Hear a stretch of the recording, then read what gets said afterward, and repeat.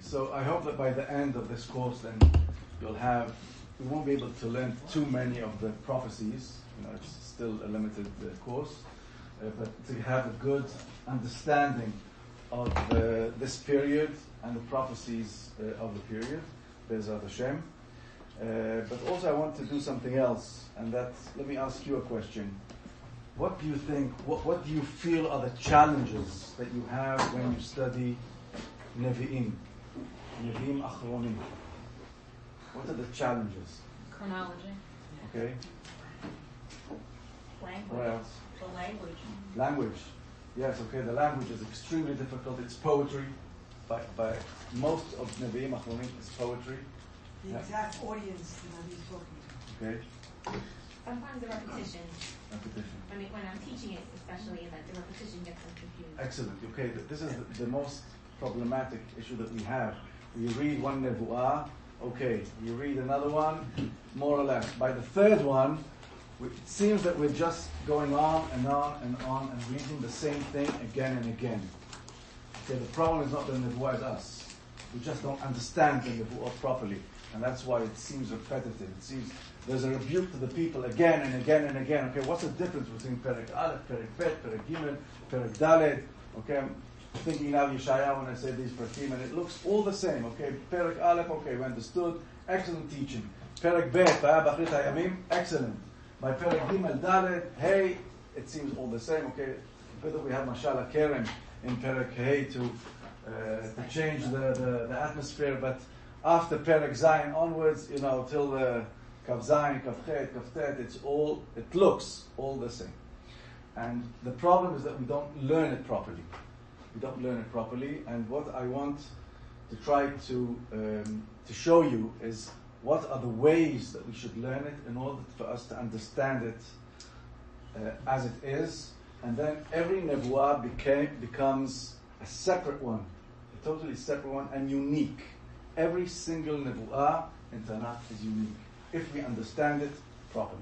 There's also, like in particular in society, you have these nevuot, he has these visions, and you have no idea what's a horse, what's a person, what's a... So we'll learn at least two of these nevuot in Zechariah that seems to be a total riddle and impossible. I'm going to learn, I think, at least two of them in order to make sense of what we're doing, and I hope that, yes? The thing that came to light for me just recently is what do they mean when they talk about Acharit Hayamim? When is it? Is it in a few years, in 20, 100, or... Okay. That's something very specific. But what I'm referring to is, it's very difficult for us as teachers to understand the Nebuot, and therefore it's almost impossible. It's not almost impossible. It's impossible for us to teach it unless we understand it. And the problem is that we might understand the words, okay? So we'll read the sentence, and then we'll see Rashi, and we'll see Radak. Very good. But we don't understand the prophecy as a whole. That is the problem. And I want to try to give some guidelines eventually how to do this. It will still be difficult. It's very difficult material, but that's something we must do. So we'll start with an introduction to Nevi'im. Okay? Introduction to Nevi'im Achronim. So what is included in Nevu'ah? What books are included? Tell me. In Nevu'ah or Nevi'im? Okay, let's see. What's the difference between, let's define it this way. What's the difference between Nevi'im Rishonim and Nevi'im Achronim? Okay, Shmuel, according to Chazal, Baba Bazra, Shmuel katav sifro, right? Okay, Yeshayahu. Taking this Gdolah, Yeshayahu, the prophets of Yeshayahu. So what's the difference between Shmuel and between Yeshayahu? Maybe Shemuel is more of a narrative, whereas the latter prophets are more nivuot. It's excellent. Just don't use the word more. It's exactly. The Nevi'im Rishonim are stories about the Nevi'im. They're about them. Even when we find in Nevi'im Rishonim, we find short prophecies, it's still the narrative talking about what the prophets did, and by course they're also saying what they spoke about, but not their actual sermons. I don't know how to call them, but that's not the nevuot. Nevi'im Achronim, we're talking about what the prophet said. Not what they did, what they said. And that's the major difference. So we include Yeshayahu, Yirmiyahu, Yechezkel, all of the Trasa, except Yonah. Right? Because Yonah, even though we have one sentence, Od 40 Yom Niveh Nefechet, we have one sentence. That's the whole prophecy in the book. It's a narrative, it's a story about Yonah. So Yonah is similar to Nevi'im Rishonim. So we have 11 of the Trasa and Yeshayahu, Yirmiyahu, Yechezkel. It's very simple what I just said. That it's without understanding this, we don't understand the thing. Right? We're talking about Nevu'ah now, not about Nevi'im. Who wrote it? Doesn't matter who wrote it. We're talking what type of text are we talking about? What is the genre of the text? So here we're talking about the Nevu'ot, the sermons, the Ne'umim, and here we're talking about stories about Nevi'im. Okay, so let's go on. This is the first slide. So we're talking about Yeshayahu, Yirmiyahu, Yechezkel, Tre'asar, Chutz Miyonah. The slides are in Hebrew. Is that okay? Mm-hmm. So, some of the scholars call Nevi'im Achronim, those prophets that we just mentioned, the ones that we have the sermons, they call them in Hebrew Nevi'eh HaKetab, or in English, the written prophets. And this is because we have here the writings of the sayings of the prophets themselves in a written form. Okay? So they're called Nevi'eh HaKetab. It begins with Amos, Hosea, Yeshaya, and Micha, the 8th century. We're talking in this type of dates. I'm sorry, but any other date is confusing. The Ameh Shminit, the 8th century BCE.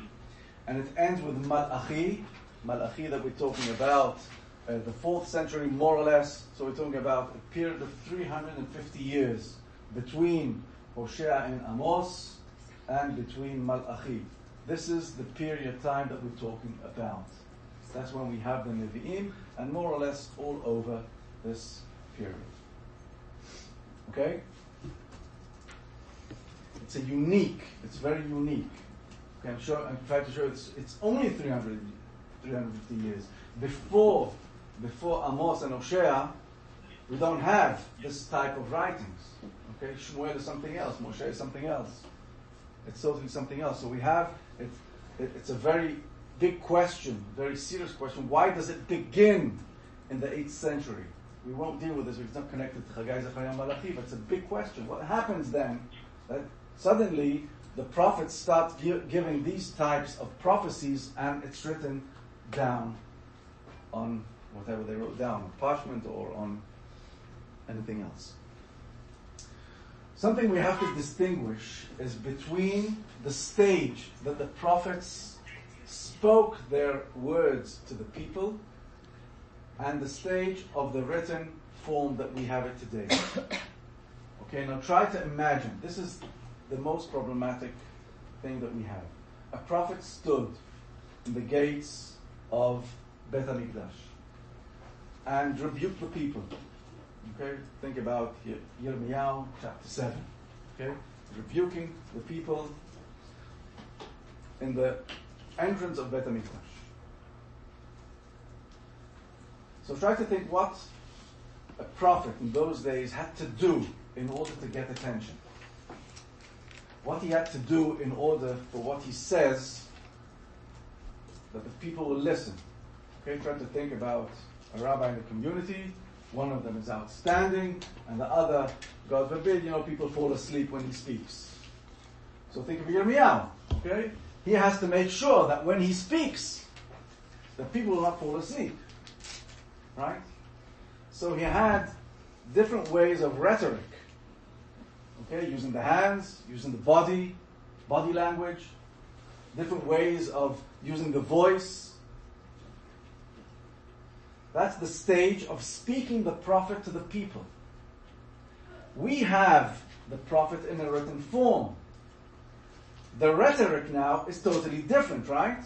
Because there is no voice, there are no hands, there is no body language. So when the prophecy is transformed from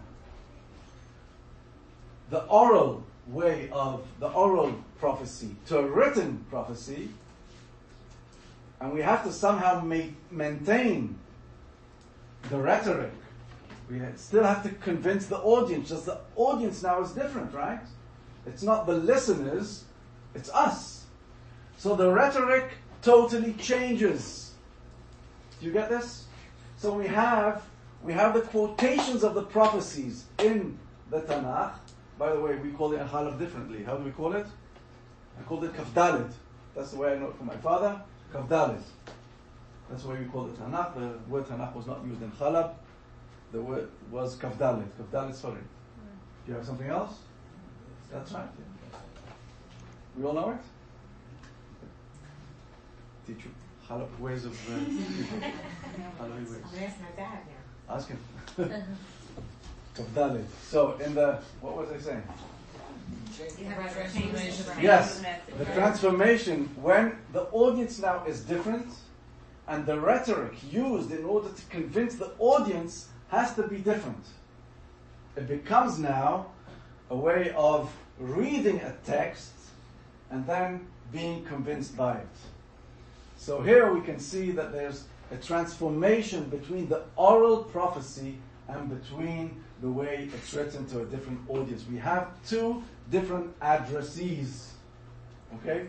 Now, it could be that also the narrative also had an oral audience and a written and one that reads the audience. But we don't know this. This is speculative research. But in the Nevu'ah, we know this for sure, right? Because the Nevi'im spoke, and we read a written Nevu'ah. So what's your name, please, before?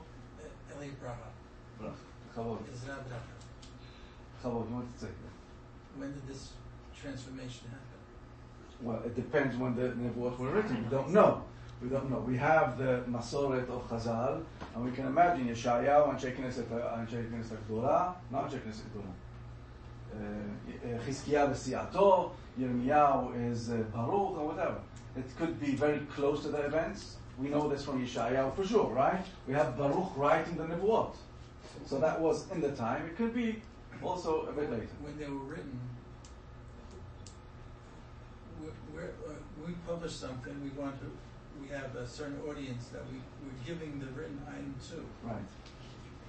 Who was the audience? Who was the audience? Ma ba'arif. We don't know.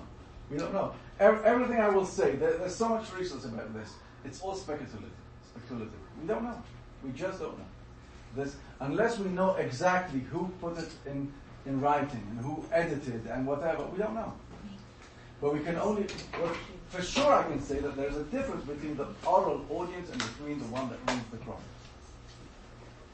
Well, we don't know that either, because we don't know Who they are. We don't know. We don't know anything. All we have is the written. No. We speculate. If you say that there was no Yeshayahu, he did not speak there. No, we're not talking about that. No. So we do. If we accept this, that Yeshayahu spoke to the people, and we accept this that we have a book now, then we know that there's an audience that listened to Yeshayahu and there's an audience that read Yeshayahu. That means that the rhetoric used in the oral and the written is not the same thing. And we need to use different tools of analysis in order to read, in order to understand the prophecy. It's not a mere transcription. That's right. Exactly. What was the reason for the change from the narrative to this prophetic way of writing? It's a lot harder for the reader. It seems that it was written for times to come. Yeah, we have it in Yeshayahu. Yeah, Tzor Teudah. Yeah, we have something that was meant for later generations. I don't know exactly what span of time they had in mind, but we're going now into guesses. I would just leave it. If I were you, I would leave it what I just said now. Everything else we say is very important. We can say a lot, but that's not what we're talking about. Yeah. It's just so interesting because that's what I was given in the opposite. It was given written first, and then the Baal Peh. It seems like you're saying almost What the do you mean opposite. then Baal Peh? Well, we have the written Torah, Yeah. and then the Baal Peh. But that's a different Torah. Yes, but that's a different one. It's not the same text. We're talking about the same text.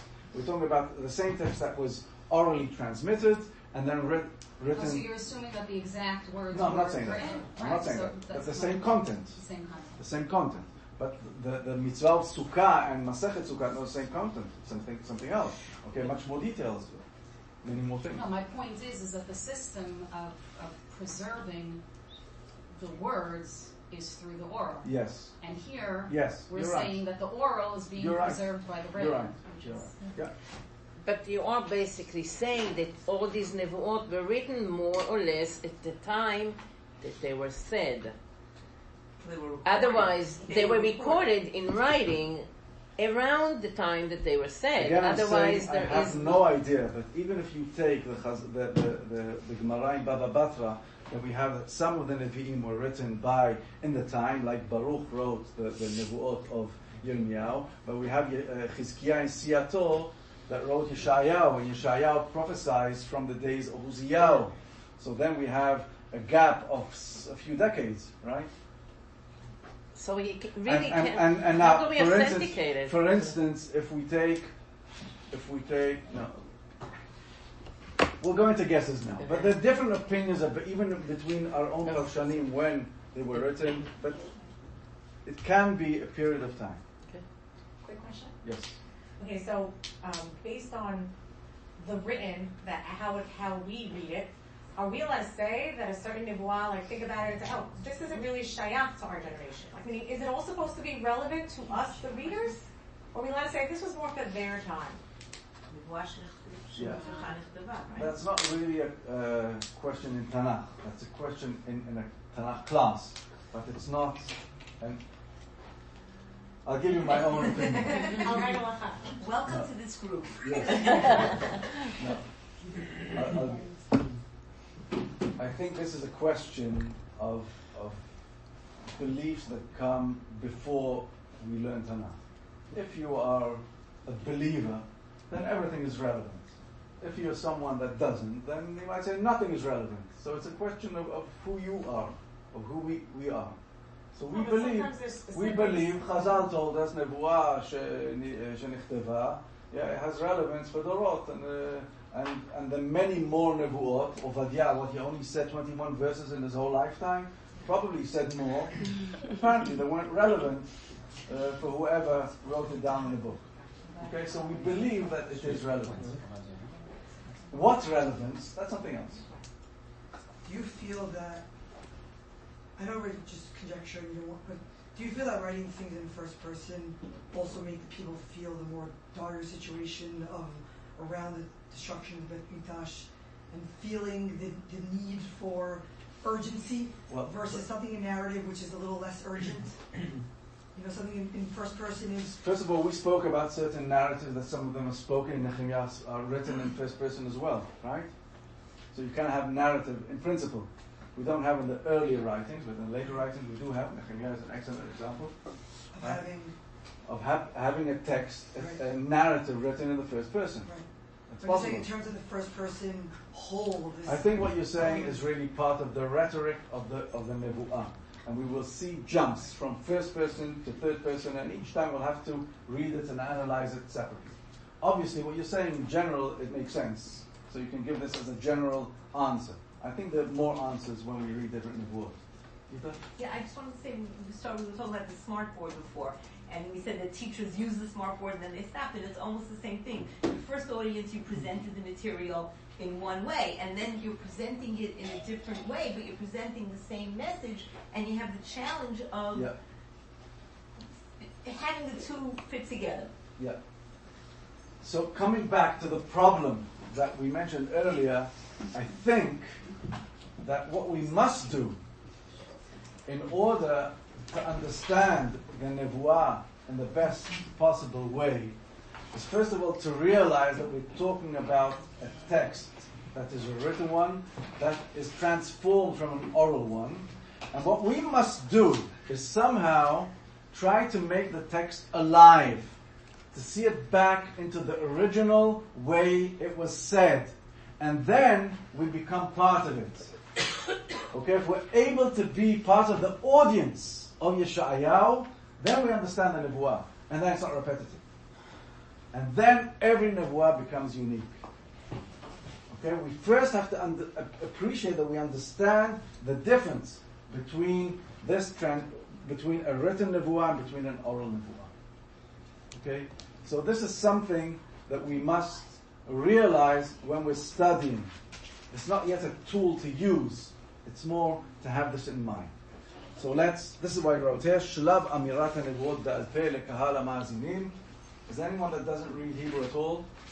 You have to translate.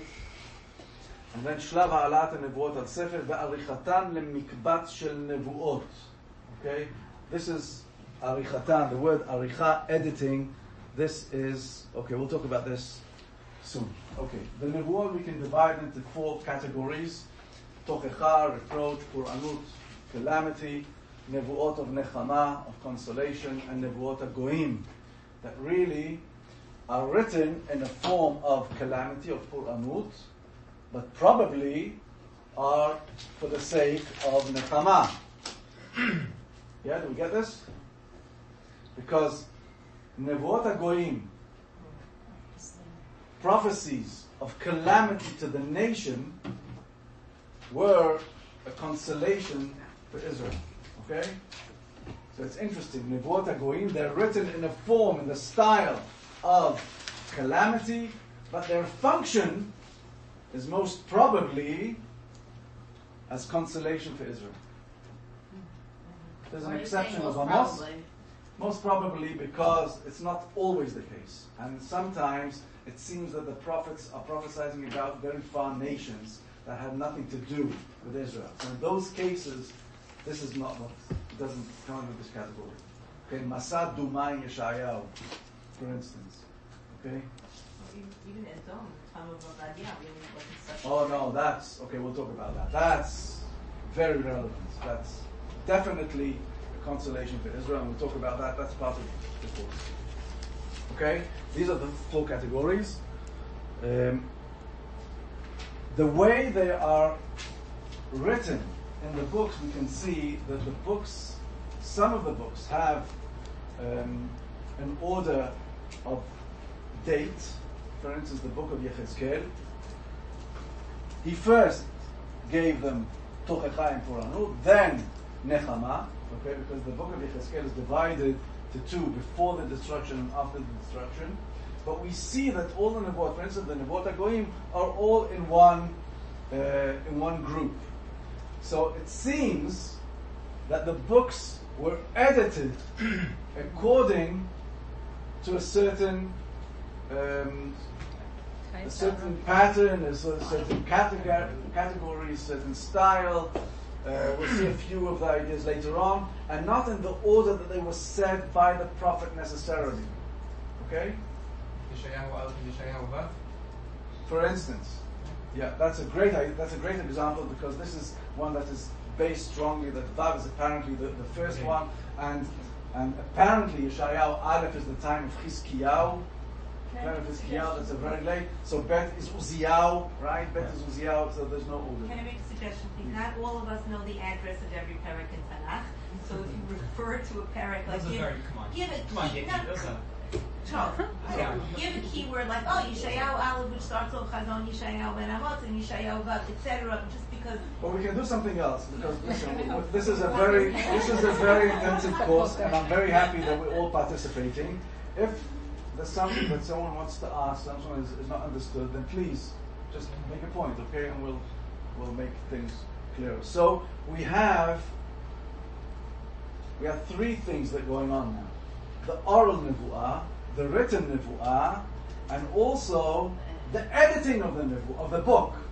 The editing, the way the nevuot were put in a certain order. Hold on. How are we supposed to? Yeah.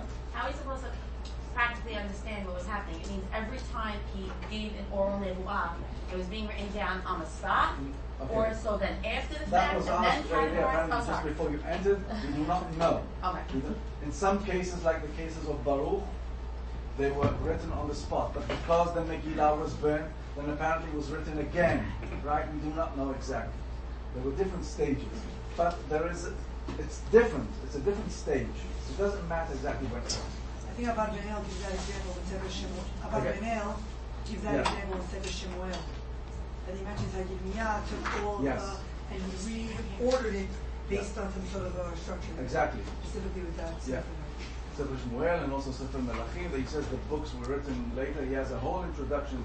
Some of the later commentaries do not like Abba Benel for this reason. For this exact reason, because Abba Benel says he comes against the Gemara in Baba Batra that says that Shemuel katav sifro, de'aske Natan, de'aske Gad, de'aske Gad, de'aske Natan. That's the Gemara in Baba Batra. And Shemuel says no, Yirmiyahu wrote the book. So we can assume that different commentaries will have the same idea as regarding to Nebu'ah. As I said earlier, the best example is Yeshayahu, because the Gemara says that Yechezkel katav sifro. It does not say that Yeshayahu katav sifro. It says that Chizkiah v'si'ato, Chizkiah and his siyah, how do you say siyah in English? No. His group, associates, they wrote the book of Yeshayahu. So we can have here a gap between the oral and the written. What we're talking about here is the way the Nevuot were put in order. That's a third stage. So another question we should ask, for instance, let's go to Yeshayahu, and I'll make this a bit longer now. Yeshayahu chapter 1, according to many of the Mefarshim, not all of them, was said in the time of Chizkiyahu. Perek Bet, chapter 2, was in the time of Uziyahu. And Perek Vav was the first prophecy in the time of Uziyahu. Okay, there's no order, right? So what we as learners should do is try to understand the order of the prophecies. Okay, so this is a third stage we're talking about. Do we realize this? In some books, it's close to impossible. Read Yeshayahu Mem to Samech Vav. You're talking about repetitions. Nechama, but it goes on and on and on, and every single verse you feel it's repetitive. It's not. I promise you, it's not. It's not. We just have to know how to learn it. But then, to understand the way they were put in order, it's close to impossible. It's difficult. I want to say close to impossible. It's very difficult. Extremely difficult. And that's why you will find that there are hardly any shi'urim in Yeshayahu Mem at Samech Vav. Hardly any shiurim. Go to any place you want to learn. Not in academia. I'm talking about in religious groups. No one does it. Many things we don't do. We don't learn Yehoshua, Yud Gimel to 21. We don't do Yechezkel, the Mem Gimel to the end. We don't do that. Things that are too difficult for us, we don't do it.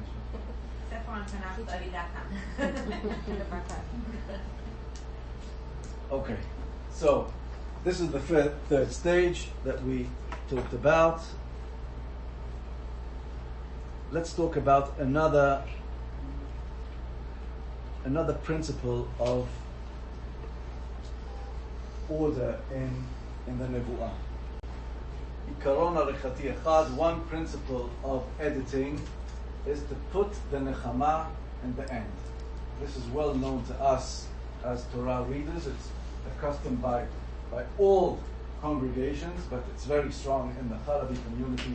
Even a word, you will never end a reading with mavet, with illness, anything like that is not but it's all communities. All communities do that. It's not a custom so much in the Tanakh. One example, Echa, excellent. The verse before the last is an outstanding one. The last one, Ki ma'os me'astanu katzachta aleinu ad me'od, impossible. Okay? So it's not always the case, but in some cases, we find that the Nebu'ah ends in a good thing.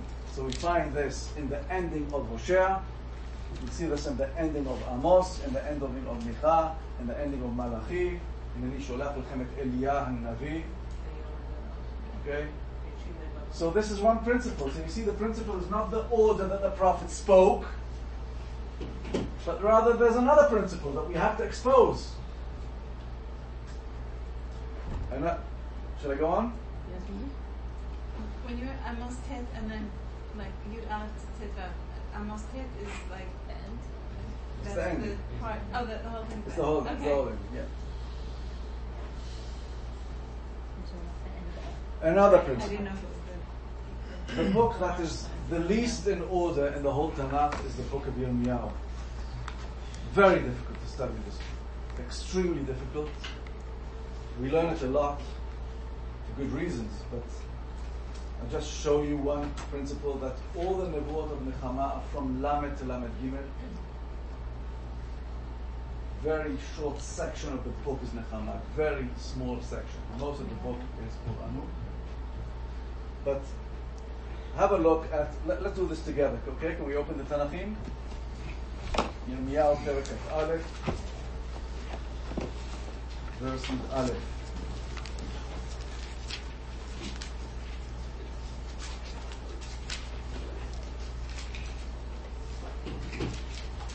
If anyone needs Tanakh, you know who you are, there's extras here. So let's begin. כי כה אמר אדוני אל שלום בן יאשיהו מלך יהודה המולך תחת יאשיהו אביו. Okay, so this prophecy is talking about Shalom ben Yoshiyahu. And then look at verse 18.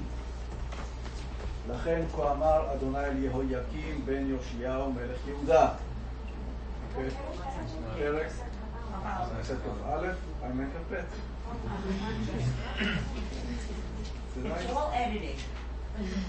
No, let's start here. I'm sorry. Kaf Aleph Yud Aleph. It's my mistake. Okay. It's in any case my mistake, or here or there. But my mistake. Kaf Aleph Yud Aleph. Ulebet Melech Yehuda Shim'u Devar Adonai. Okay, so this is a prophecy about Melech Yehuda. We don't know which one. And then Kaf Bet. Ko Amar Adonai read Bet מלך יהודה ודיברת שם את הדבר הזה. Again, doesn't say what king it is, but it's a king. כי כה אמר, פסוק ו', in chapter 22 now. כי כה אמר אדוני על בית מלך יהודה גלעד אתה לי ראש הלבנון. And then verse 11. כי כה אמר אדוני אל שלום בן יאשיהו מלך יהודה המולך תחת יאשיהו. And then י"ח, verse 18. לכן כה אמר אדוני אל יהויקים. You see, this is Shalom, this is Yehoyakim, and then we have, it's not even in order. So, that's right. So you see, till the end, till Kaf Gimel Chet, you can see that what puts all these prophecies together, different prophecies from different times, are that the principle is to put the prophecies that are directed to a king, any king. So this is editing, right? This is editing. We have from chapter 23, verses 9 to 40, a section of prophecies directed to the Nevi'im. Different prophecies directed to the Nevi'im. So this is another principle. Okay, so what I'm trying to show you now is to try to prove to you that we need also to study the order of the book, the editing of the book, and that's the third stage. Okay? Do we get this? So do we never see a chronological? No, we do see a chronology. Many times we do see, but still, the book of Yechezkel is a great example because the book is in chronological order, but the order is also according to genre. Okay? But it's not, the book is a book and it's not a record of the sayings of the prophet. Okay, this is the best way I can say this. It's a book. And it's not a transcript of what the prophet said. It's not a recording. It's very important. It's a sefer. And it should be studied as a sefer, as a book, that has a meaning as a book. So after we learn a prophecy and understand its meaning, we also must understand the surrounding of the prophecy, the editing, the book as a book. It becomes more complicated than we think, right? It's nice this way you're saying, because I thought it's like this. נבואות שנכתבו בדורות, like they were meant. So נכתבו, they were written for the Dorot, That's for right. us to study as And a that, book. exactly. And we prophecy. should learn the book as a book. As a book. As they were written. They were written for us to That's right. So the book as a written book is for the addressee is the one that reads it, and that's us. As opposed to the prophet, that when they were said, they were addressed to someone else. So when we read these sections, we have to pay attention that this is the Ben this is the Nevi'im. That's right. Yeah. Pay attention, because that's the way it was put together, so that we mark the differences between these sections. It could be. What you're trying to go now to the meaning of putting these prophecies together, and I'm not going to that. That will lead to when we study them. But yes, there is a meaning to the order of the prophecies. There is a meaning. Why does Yeshayahu begin with a prophecy so late from the time of Chizkiyahu and the middle of his time of Chizkiyahu? That when Sancherib came to do the siege over Jerusalem. That's how the book begins. Why? You have to answer this answer. Bible critics have a field day with this. Yes. What we're explaining here is the God-fearing person, how we can explain why it's not in order and why we they too were have to understand this. We have to understand it. What we tend to do many times is that we stay on the level of the pasuk. We read the pasuk, we read Rashi, and if we're good, we read Radak. There's much more that we must do. Much more. Ashkenazim love the Malbim. And read Malbim. And he's based on the Abarbanel, so we got both communities. Okay. So isn't each, the intent is really of the redactor, of the editor? Meaning each editor's intent. But these words are very sensitive. If you see, if you listen to what I'm saying, I'm trying to avoid these words as much as I can. Because they're very sensitive. If you use the word redactor, it's immediately biblical criticism, and we don't like it. The organizer. That's it. Each organizer wants to present a different something. We're talking at a sophisticated class, so I can say this. If I'm talking to a more Skeptical? We're talking to a group that are more layman, okay, then I would say Baruch. Baruch did it. It's not necessarily Baruch. It could be a bit after. It doesn't matter.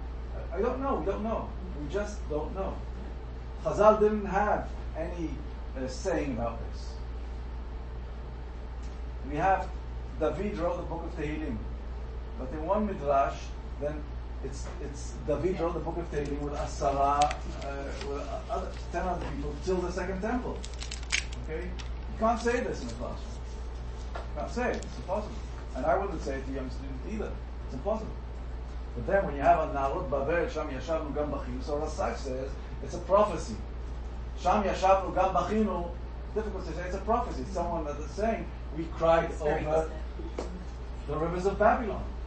Okay, so it's a late prophecy. It's a late song, right? It has to be. And that's according to certain midrash that says that David did not write all the books, and we have a verse, Ad Kan Kalu. What's the word? Kalu Divrei David Ben Isham. Okay, let's go on. Could you explain Yes. the banner? I'm just trying to explain something about Yirmiyahu, that it's a combination of both types of order, of chronological and of different types. Doesn't matter. Let's leave it. Okay, let's go on. Assis, can we get a copy of these slides Yes. again? Great. Yes. Perfect. Okay. Nathan's been taking pictures of them. And Tyler, bring them in. Just send us, Okay.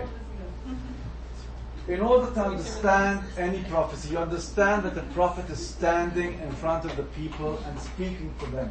We want to understand the prophecy, we have to understand who the addressees are. Who are they? Are they from the southern kingdom of Judah? Are they from the northern kingdom of Israel? Are they from the time of King Chizkiah? Are they from the time of the people in the time of Malachi, a much later time? And just to show you an example how we will understand in a corrupt way, I brought one example that I thought of it just a few days ago and I think it's excellent. Look at this verse in Amos. Amos, this is from the Haftarah, right? Of last week? 2 weeks ago, I can't remember. Amos Perek Tet. הלא כבני חושים אתם לי בני ישראל נאום אדוני, הלא את ישראל העליתי מארץ מצרים ופלישתים מכפתור וארם מקיר. What is he saying? What is Amos saying to the people? You can't say this verse today, it's not politically correct. But still, what is he saying? הלא כבני חושים אתם לי. You are to me like bnei Kush, black people, right? That in the time were considered to be on a lower level. Oh, like Isha Kushi. Yeah. You are not special to me. You are like any other person, even from the lower people of the land. And if you say, but you took us out from the land of Egypt because we are Am Segula, as it said in the book of Shemot, it says, no, that's not unique, because I took the people of Plishtim from Kaftor, that's probably Cyprus, the Aram Mikir, we don't know exactly where it is. At the same time, we know this historically, the same time that the people of Israel came to the land, there were different migrations of the Plishtim and of the Aramim.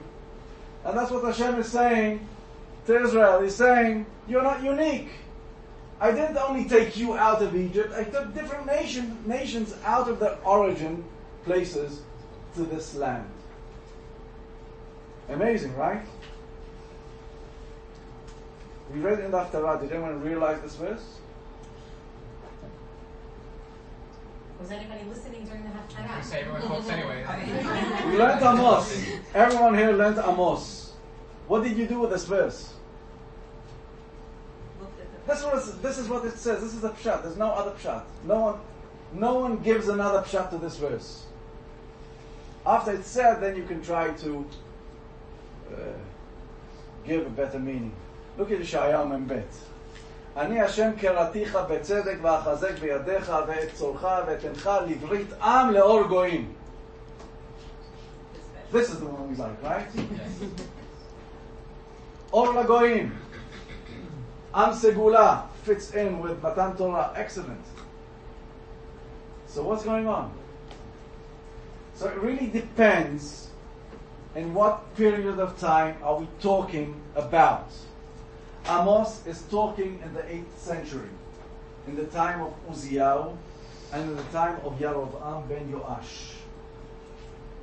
In this period of time, the 8th century, together, the nation of Israel and the nation of Judah were the biggest, largest, and strongest since the days of Solomon, and even more than that. And people felt privileged, they felt strong, and as we know in Devarim, Shamanta, Avita, Kasita, when you feel too good about yourself, then they need God. They neglect Him. Just to prove this to you, that this is the background of Amos, so please open Amos.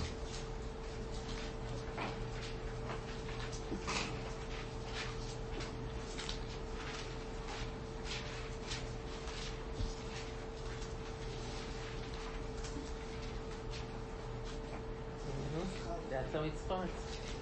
Let's start with chapter 4, Dalet. שמעו הדבר הזה פרות הבשן אשר בהר שומרון. העושקות דלים, הרוצצות אביונים, האמרות לאדוניהם הביאה ונשתה. Parot HaBashan. That's the way the women were called. It's not because they were physically in a large size, but they were so wealthy that they were fat of wealthiness. And then we see in chapter... Is it the woman or all of Israel? The woman, this is a prophecy directed to the woman of Israel. But this was everyone. Look at Pasuk Vav, chapter 6. Hoy hasha'ananim beTzion, ve'abotechim behar Shomron. He's talking about Judah and Israel. Sha'ananim, botechim behar Shomron. They felt so strong. So in this case, when the people felt so strong, Hashem is telling them, don't feel so strong. You're not unique. He's saying the opposite than what they feel.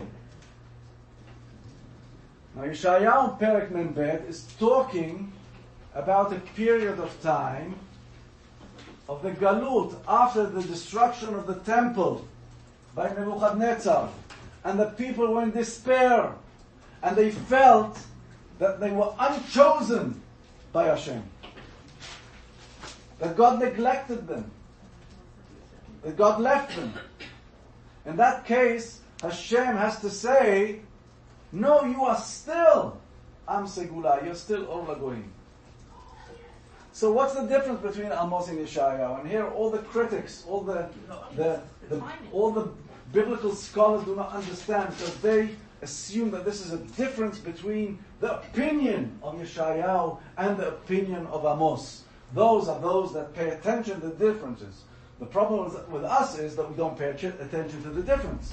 But if we do, then what we would say, and that's what I am saying, the difference is what period of time are we talking about? Before the destruction, when people felt very wealthy and strong, then Hashem and the Navi is saying to them, you are not unique, do not rely on your uniqueness. Because there will be a destruction. Let me show you another verse in Amos, in chapter 5, verse 18. Remember Yom Hashem, the day of destruction for the people. And then it says, Hoy hamitavim et Yom Adonai. Lama ze lachem Yom Adonai hu choshech velo or. Can you imagine what's going on? The tradition is that the day of Hashem is a day of disaster. But the people in the time of Amos feel so confident that the day of Hashem becomes a day that they aspire to. They want it. They cannot believe that something bad will happen to them. Does it remind you some days of history of our people? If we feel so nothing will change. 1939. Yeah? 2019. 2019. Thank you very much. And this is the period of Amos. So he's saying to them, you're not unique. It's amazing, right? But we have to understand now, who is the addressee?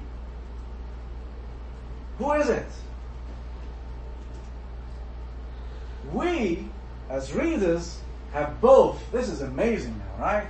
Because we have now a situation that is a result of wealth and confidence, and we have a situation that is a result of despair, and we see them both, and we look upon them, and now we can realize how to take this in.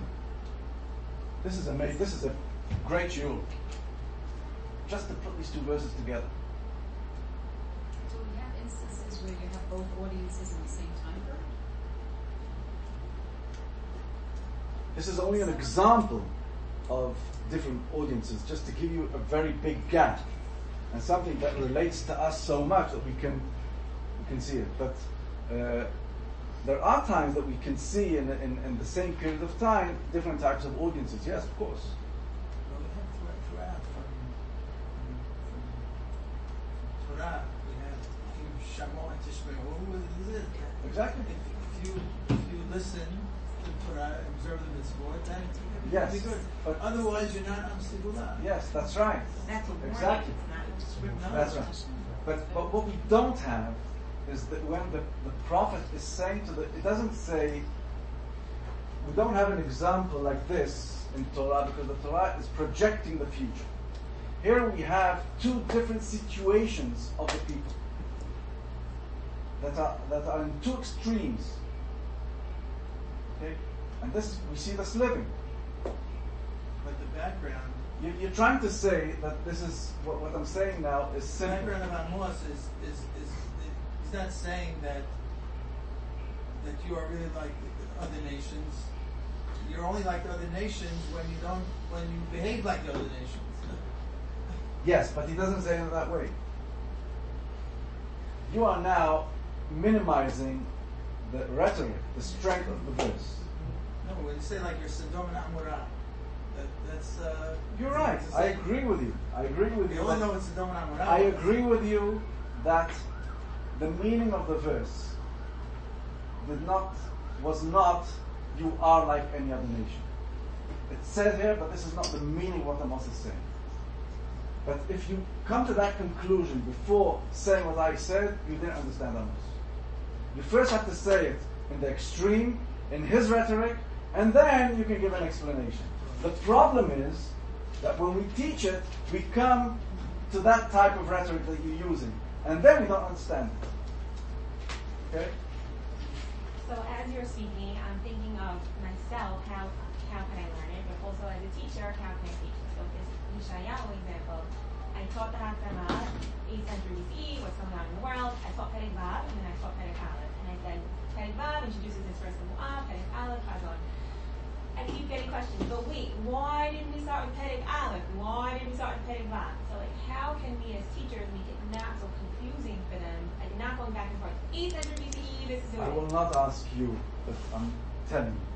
The problem is that we as teachers do not understand the order of Aleph, Bet, and Vav.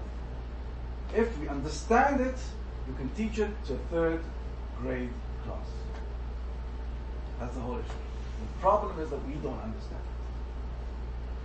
it. And the problem is that we as teachers, instead of understanding it, we just go on. Part of it's because we don't have time. Okay, there's so many classes to prepare, and we have so much stress. We have children. We have different things going on. So it's difficult, to come and try to analyze in this way. It's very difficult. But if we understood it, then we can teach it.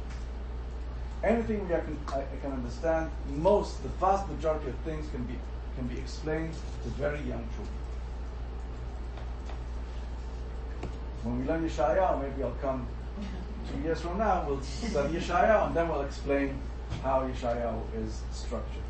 It's an outstanding structure, Yeshayahu. Outstanding. Yes? Does this follow with Yom Hashem? Like sometimes it's the calamity, and sometimes it's the day of Sukkot. The vast majority is calamity. This is one of the only cases. No, it's usually right. Yeah. And there are cases. Yom Hashem is the question is Yom Hashem one single day, or is it different days? And we can see that when Amos is referring to Yom Hashem, he's talking about one certain day. It's not the same as the one that Malachi is talking about. Okay, they're different days. So it is. We say it's depending on, is it yes. calamity? Is exactly. depending on the time exactly. frame? And this, like he's saying exactly. as a warning? Exactly. And it depends on the time frame, depends on the audience, depends on what we're talking about. Exactly. And whoever tried to put all Yom Hashem in one category, doesn't work. You have to understand the audience. It also doesn't work, in my opinion, to put this as a different opinion of different prophets. It doesn't work religiously. It doesn't work also in the research of the different issues. Okay, so keep this in mind. This is an excellent example. Okay, excellent. Keep this in mind. These two verses cannot be put together unless you understand the different times that they were said. Okay. So. Quick question. Yes. I don't know if it's quick. If it's annoying, put it to the side. So I remember when I was reading Ezra and Nehemiah, I think it was Ezra, talks about how much money they were given in order to build the second temple. Now when you read, I believe it was, I read so many, I think it was Haggai, it says dinky little Mikdash, why aren't you building it? Was that how that? Right. So what would we say to that? Was that different? I know Ezra is not one of these Nevi'im. No, the question is Ezra, was it so much money? I'm not sure at all. But there was a lot of, it sounded wealthy. It sounded like it was built. Okay, they were excited. The next introduction we'll have is an introduction to Nevi'im Achronim. And then we'll read Ezra, and then we'll see exactly what's going on. But in principle, I will say that Ezra and Nehemiah have different levels of understanding. He's talking very positively, and he's hiding the problems. But if you read properly, you can see that the problems also are exposed. So sometimes it is the intent of the person writing it. Yes. Where in your example, it was different groups of people. There could be examples of same people, different intents. When we're talking about Geulah, this is something. It's not Nevi'im. There's a difference also in the level of authorship. It's true, but here what we're seeing is that it's a time of Geulah, and that this is what we're going to study later on. It was time of Geulah. The Geulah was not exactly what we thought it was going to be. It wasn't so glamorous as it should have been, as they expected it. So on the one hand, he's saying, yes, it is Geulah. On the other hand, he's saying, okay, but there's no money. So we'll talk about that. Okay, so what should we do when we read a Nevuah? Okay, so I'm trying to summarize. No. Sorry. Yes. Okay.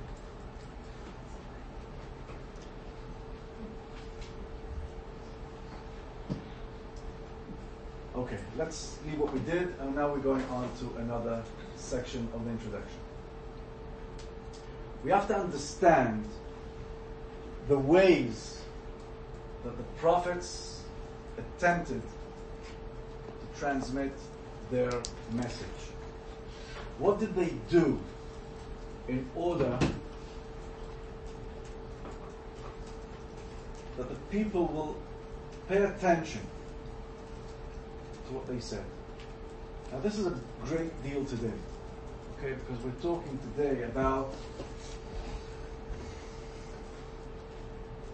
I lost my words. Did you say Shibuk in English? Marketing. Marketing today is a major issue. Right? Every company today, if they want to sell, they get experts in marketing. Everyone. Even universities and schools even sometimes. They're talking about marketing. Rabbis. Right? Again? Rabbis. Okay. It's really astonishing. But try and think about it. A prophet stood in front of the people and said to them, you're bad, you're not doing well, you're evil. How does Yeshayahu say, Hoi goy chote, am keved avon, zera mera'im, banim mashchitim. Who wants to listen? Who wants to listen? It's so difficult to pay attention to 10 minutes derasha of a rabbi, even when he's saying nice things. Right? So now you have Yeshayahu talking and talking and talking and killing them. Who wants to listen? Why would they listen? People respond to that. Yeah, but why do they listen? People today respond to to everything? To Musar movement. Listen, people yes, but they did something. Excellent. They did something, the Musar movement, the Hasidim, everyone did something in order to get the people to pay attention. They point to a tragedy.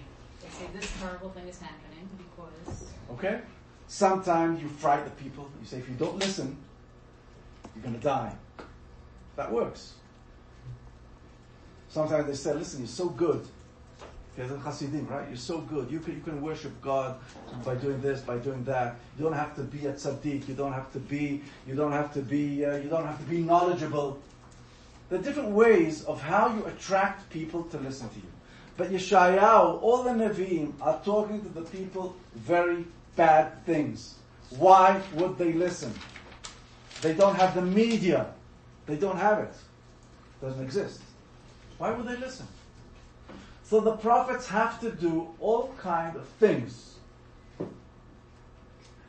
in order for people to listen to them. And I'm going to try and give you a few of those things that the prophets do.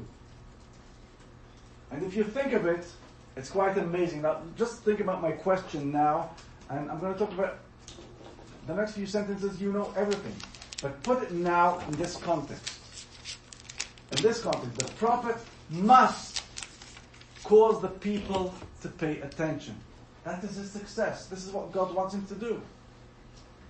Soundbite. Soundbite. The news has it all the time. They put a very extreme thing, so everybody throws them in. Okay, that's one way. That's one way. We'll see it. Yeah. Or in their actions, some of them did. I was walking around. Exactly. So this is what we're doing. The first thing is Hatzagot. Body language, definitely, but even more than that. Lie on your side, for this long. Hashem says to Hosea to marry a prostitute. And he brings with her 3 children. A prophet, a holy person, marries a prostitute. And the first one, let's see this. Assuming it happens in reality. Okay. This is assuming it happens in reality. If we accept the opinion of the Rambam, it didn't. Everything was in a dream. If it was in a dream, then it had no affection, in my opinion. Let's not follow Rambam in this case. Let's go to what's written. Okay, because Rambam doesn't really work here. Rambam wasn't really didn't feel himself that he had to do everything according to Pshat. He says this specifically in the Rebbe Bukhim. He says the most important thing is that it has to work logically. Right? It's not true, it says that here, right? It says it's not. I cannot remember. But it says, listen, Pasuk Bet. ויאמר אדוני אל הושע לך קח לך אשת זנונים וילדי זנונים כי זנות מבני הארץ מאחרי אדוני. פרק א', פסוק ב'. Okay, now if it's a dream, why does it make sense? Why doesn't Rambam make sense? וילך ויקח את גומר בת דבליים. She has a name.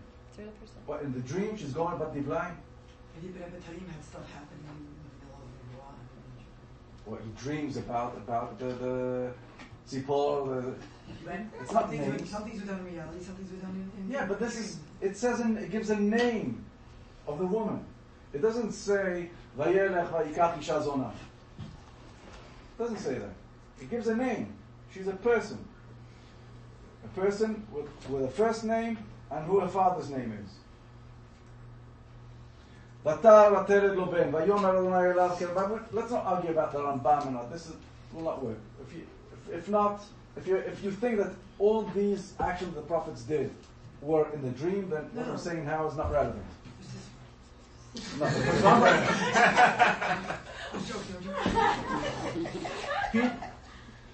Our commentators felt that it's impossible for a Navi to marry a prostitute. So they said it was in a dream.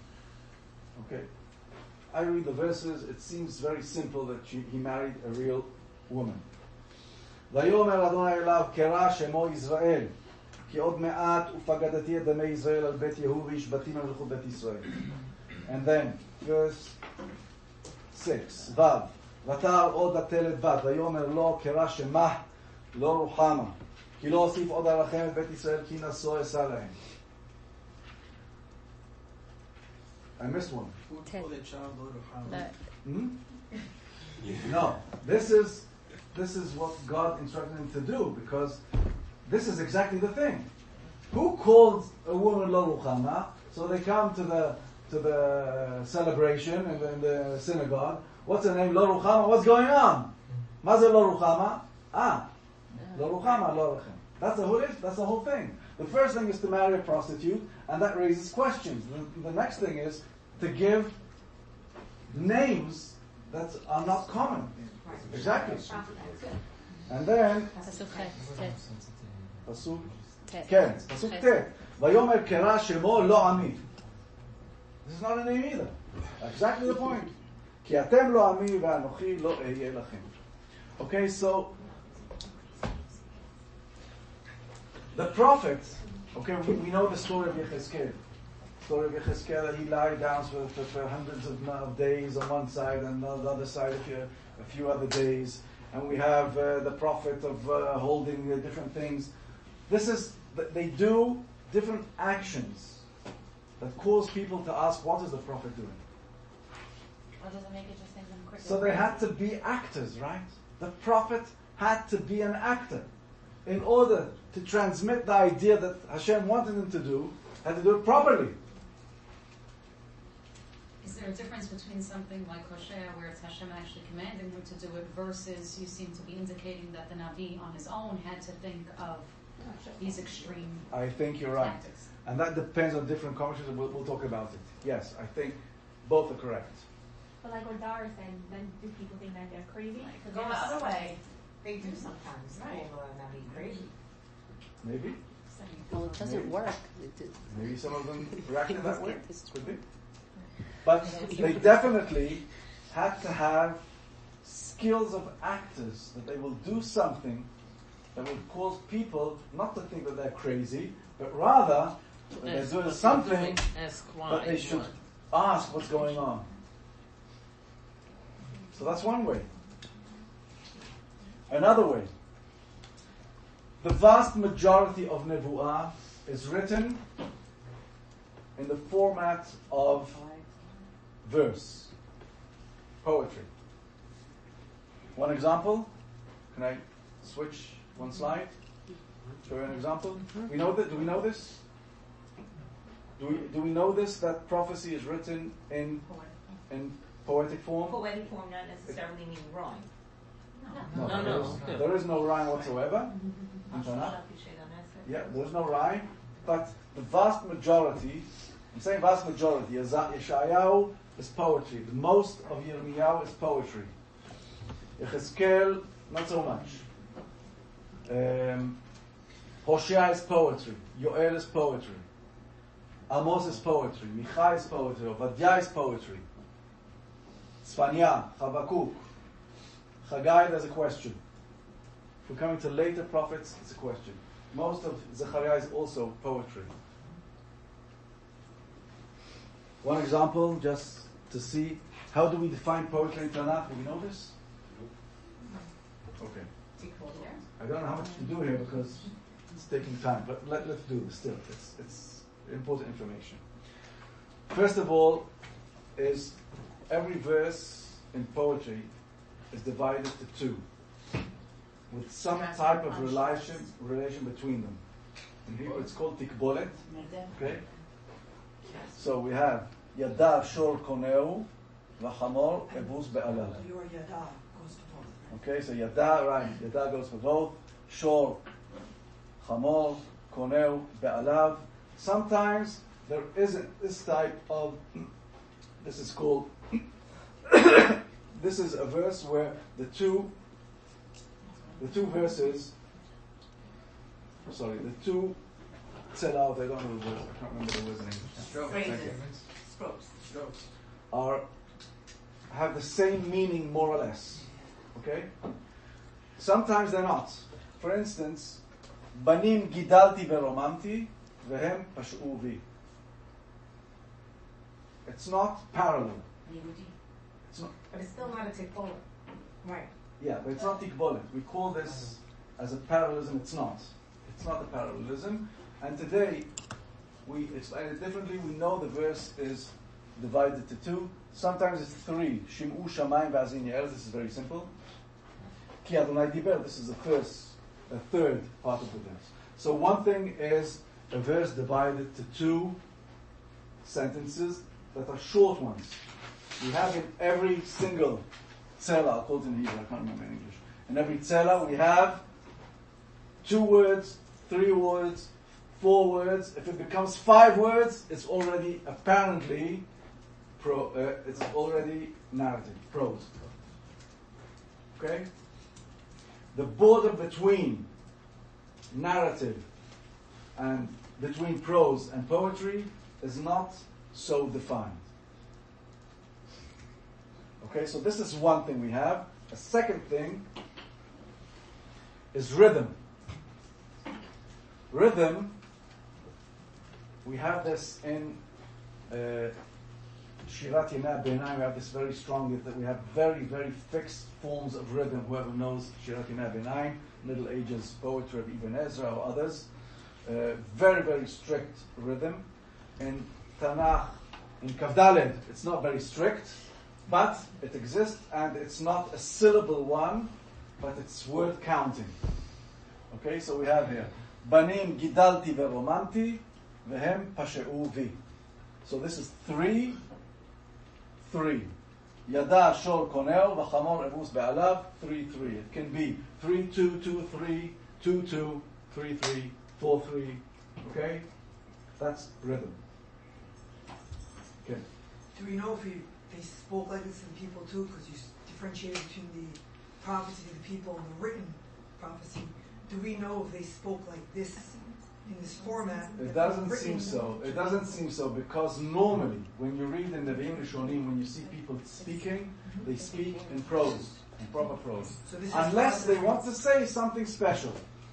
Hagam Shaul B'Nevi'im, when they said, so they used a certain form of poetry or mashal or whatever. This is more to capture our attention, not the listener. Just like we like to see films, or we like to read. Once people like to read poetry. Okay, we don't do that anymore. Most of us, some of us still do that. But it was a thing, right? To read poetry, to write poetry, and to read poetry. Okay, to go to films, to go to the theater. Yes, it's oral. Yeah. So when someone spoke, they spoke in iambic pentameter. Yeah, exactly. When they spoke nicely, they spoke poetically, and people were attracted to that beautiful type of speech. That is apparently why the Nevuah is written in poetry. Okay? It becomes difficult for us to understand, because that type of poetry is not our type. We don't understand it. But that was a way that people came to listen. It was a good time out. They wanted to go out. Okay, let's go and listen to Yeshayahu. Entertainment.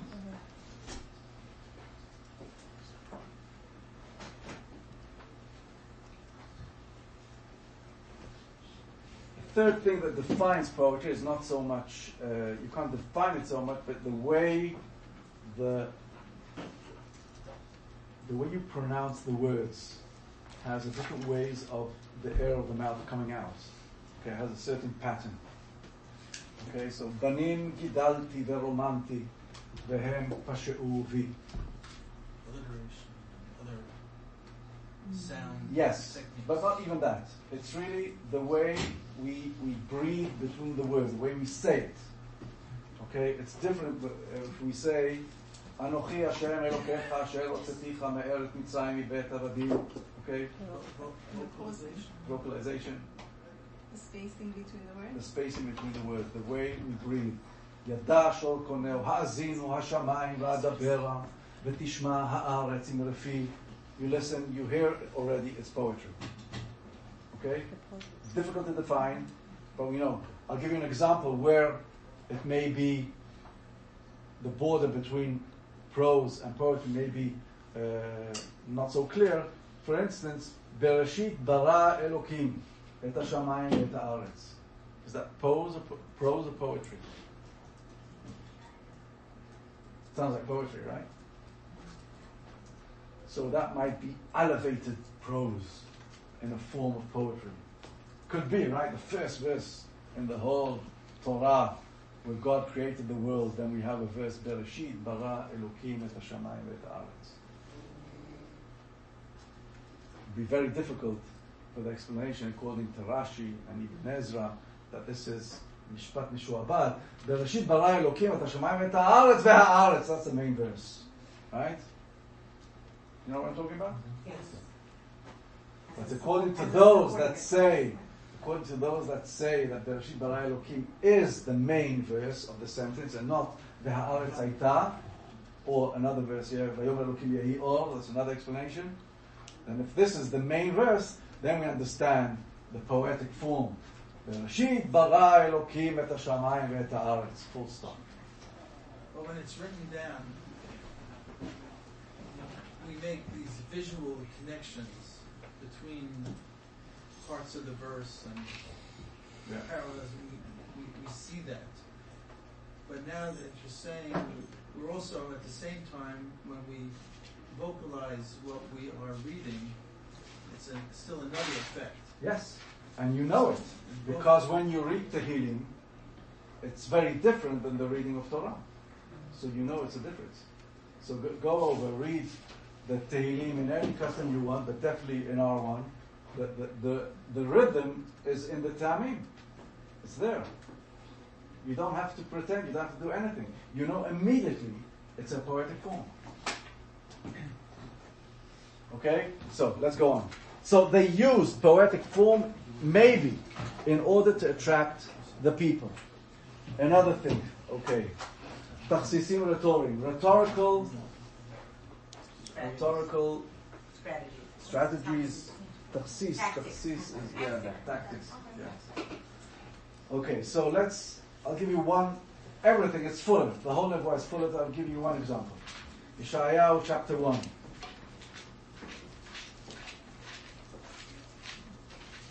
Okay, the whole beginning of the chapter is a rebuke to the people, Yada shol koneo v'chamo revus be'alav, and then it ends, Lule Adonai tzevaot otir lamu sarit kim'at, ki Sdom hayinu la'amorad aminu. You all know this. Okay, but the last verse of this paragraph is that we almost were vanished, just like Sodom and Amorah. But we still have Kim'at. There's a small that remains. And then it says in verse 10, Shim'u devar Adonai kitzine Sodom, ha'azinu Torat Eloheinu al Amorah. So, verse 9 says, we were almost like Sodom and Amorah, but we're not. Because we have a She'erit. We have a Kim'at. Kim'at ha'inu k'Sdom. And then immediately he says, so we were not abolished like Sodom and Amorah, but then he says, but from the point of view of evilness, we are like Kitzine Sodom. So this is a takhsis rhetorical technique. Why would they want to listen to that? Excuse me? Why would that inspire them to listen? It doesn't inspire. I'm just trying to say what are the rhetorical ways that he uses. Okay, so if he says a verse in one way and then he reverses it, it brings attraction to what he says. But I'm not saying they like it, but they're attracted to it.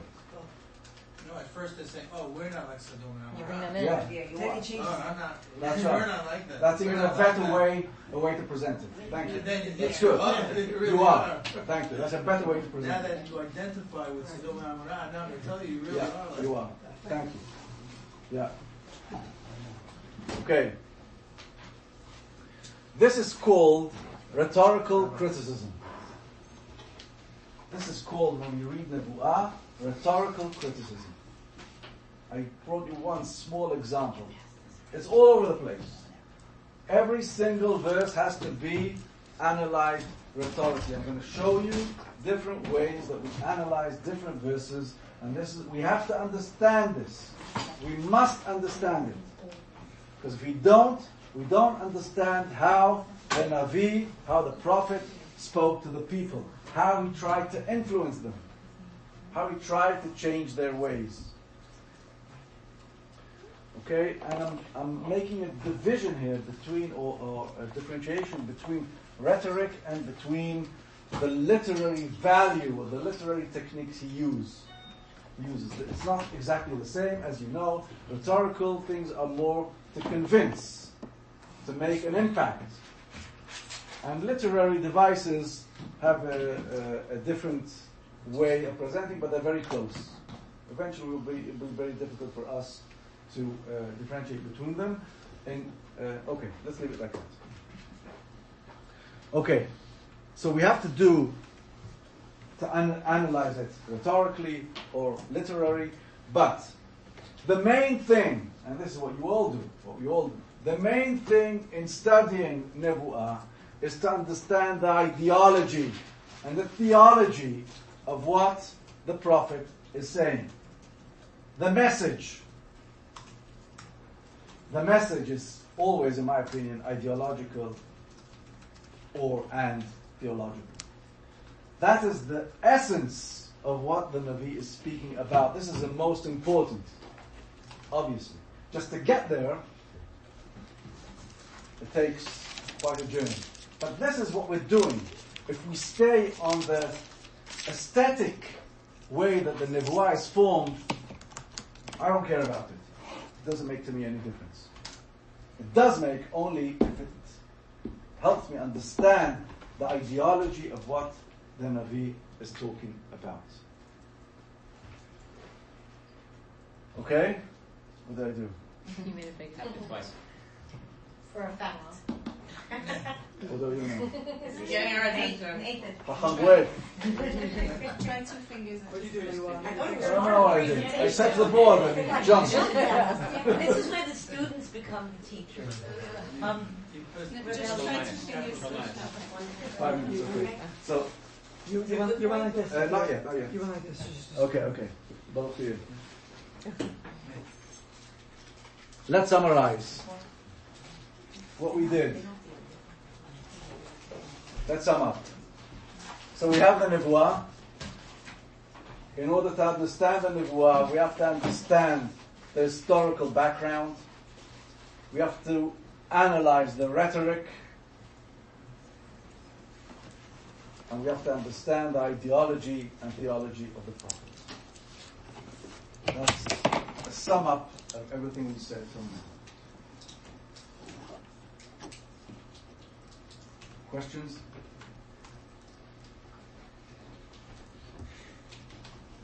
Okay. Or everything is clear? Or okay. I understand everything we're saying, but in the end, when I read the Nevi'im, I feel that it wasn't effective. It didn't work. They didn't do Teshuvah. It didn't come back. So still here. Right. That's what they thought when they said it. I that know, but wasn't their thinking. But if you know your audience and you see that it's not working, first of all, you're absolutely right. Mm-hmm. The vast majority of the prophets did not have a positive impact on the people. There are other Nevi'ei Sheker that were also doing the same thing. Also, Nevi'ei Sheker succeeded. Right. Excellently, they succeeded. Because they exactly. Yes, you're right. But as teachers, how many times do we succeed as teachers in actually changing the behavior of the student? We don't always succeed. But let me take your question and bring it to another place. You know, many times we're questioned about how authentic our tradition is, how authentic the Tanakh is. And this is the answer. If you read the annals of great kings of Mesopotamia, of Babylon, of Persia, of Egypt, they all praise themselves. They never lose a war. Never. Never. They're always righteous. Let's go to a different time. Jesus is righteous. He never sinned. There's no blemish in anything he does. Now look at our Tanakh. You see here great prophets that we believe in, like Yeshayahu and Yirmiyahu and Yechezkel, and the prophets themselves are saying we are not succeeding. So that means it's authentic. It's authentic. This is real history. It's real emunah. If everything would have been smooth, then we'd start questioning it. Is it really authentic? Yes, it is. Now we know it's authentic. Yes, and reality is difficult. How many times do we know that the right thing to do is something, but we don't do it? Yes. I mean, I feel they were set up for a losing battle to have one man trying to. Well, I don't think it's a losing battle. Sometimes it is, and then Hashem will say to the Navi, "Hashmel levam hazeh yisasti Yeshayahu." Okay, do not bring them to change their ways. But most times, yes, this is what the prophet is meant to do. Now we don't know, we don't have the other story, we don't have the newspaper to read what actually happened. We don't have. Let me say something else now. We don't know how many were affected positively about it. What we can say is that we still have the books today. And it was transmitted to us by the righteous, not by the one that didn't follow. So at least there were enough people that didn't. Okay, so when it says in Yeshayahu, Banim gidalti veromanti ven pash'u bi. And if this is, as many commentators say, in the days of Chizkiyahu, look, it says in the book of Kings, in the book of Melachim, it says that Chizkiyahu was a righteous king, and the people were good in his time. And then we find in Yeshayahu that another, what's read it? Hoi goy choteam keved avon. How these two narratives put together? Yes, it's a different perspective apparently. Melachim reads or sees Chizkiyahu as positive, and Yeshayahu sees it as negative. Which one is right? Both. So we don't have the full picture. Okay, so when we say that they didn't follow the prophets properly, when the prophets say you do not listen to what they say, apparently this is an exaggeration. Okay? But to say that is very courageous. And to keep it, to keep the books, these books, of the way, I was in China once to give a lecture. One lecture in China.